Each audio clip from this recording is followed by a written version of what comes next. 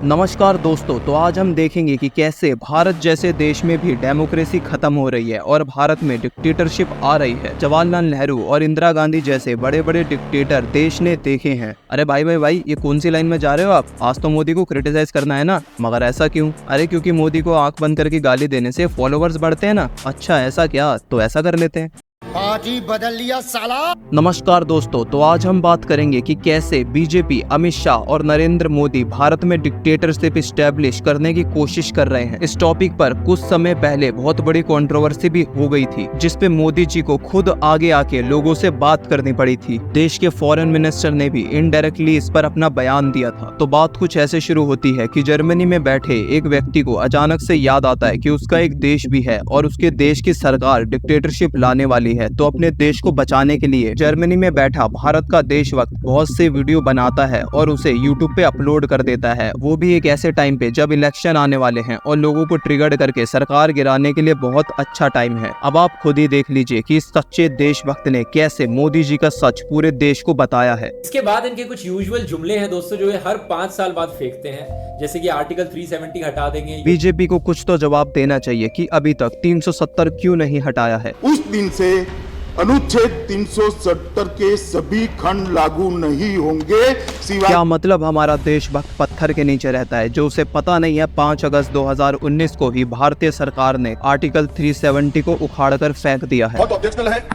इस एक देश में एक निशान, एक प्रधान और एक संविधान, ये पॉलिटिकल स्टेटमेंट है। मुझे लगता है ज्यादा उम्र हो चुकी है। एक देश में 2 प्रधानमंत्री कैसे हो सकते? एक देश में 2 संविधान कैसे हो सकते? एक देश के 2 झंडे कैसे हो सकते? कि जम्मू और कश्मीर भारत का अंग है, अभिन्न अंग है। इसके बारे में कोई कानूनी या संवैधानिक विवाद नहीं है। इसकी स्पष्टता अध्यक्ष महोदय, भारत के संविधान और जम्मू कश्मीर का जो संविधान बना था उस वक्त, इस दोनों संविधान में बहुत क्लैरिटी के साथ की है। जम्मू कश्मीर ने भी इसको स्वीकार किया है कि वो भारत का अभिन्न अंग है। धारा 370 5 अगस्त 2019 और 6 अगस्त को इस महान सदन ने धारा 370 को समाप्त। अब आपको यहाँ पर डिक्टेटरशिप दिख सकती है क्योंकि मोदी जी ने किसी की एक नहीं सुनी, लोग रोते रह गए और मोदी जी ने 370 उखाड़ के फेंक दी। अब मोदी साहब क्या कर लेंगे? अब 370 की बात करते हैं।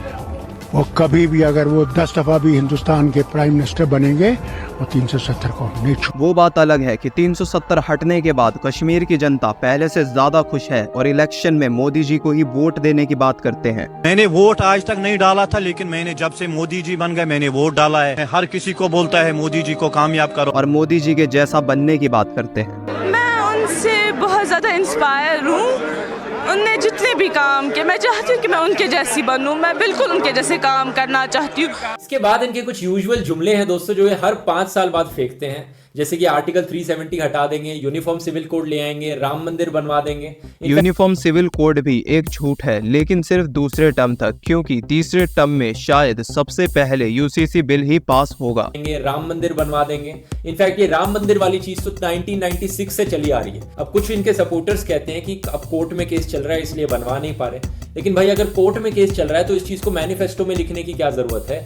जब आप कर ही नहीं सकते इस चीज को कंट्रोल, तो मैनिफेस्टो में हर बार क्यों मेंशन कर देते हो कि हम राम मंदिर बनवा देंगे? राम मंदिर को लेके बहुत बड़े झूठ बोले हैं बीजेपी ने। कह रहे थे कि 1 जनवरी 2024 को राम मंदिर बन जाएगा। 1 जनवरी 2024 को अयोध्या में गगनचुंबी राम मंदिर वहां पर आपको तैयार मिलेगा, लेकिन पूरे 22 दिन लेट कर दिया। इतना बड़ा धोखा, और इस धोखे की वजह से पूरे देश पे और पूरे देश की जनता पे एक प्रेशर क्रिएट हो गया, खुशियों का प्रेशर।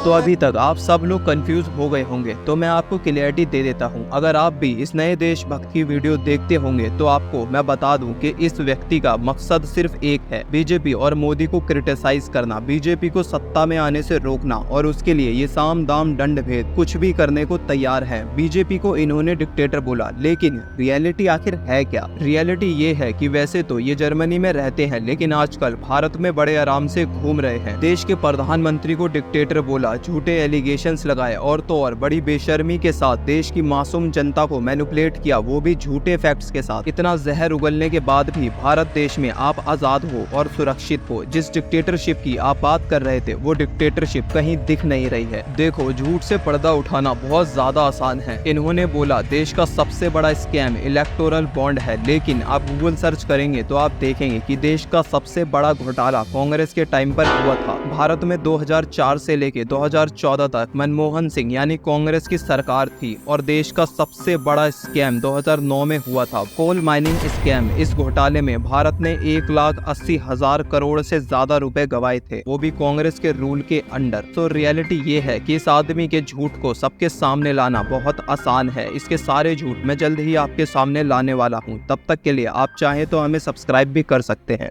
Arigato!